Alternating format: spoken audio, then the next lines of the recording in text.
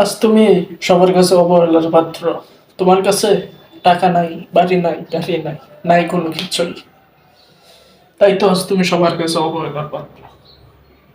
কিন্তু একদিন সেই অবহেলা দূর হবে, যেদিন তুমি সাফল্য অর্জন করতে পারবে।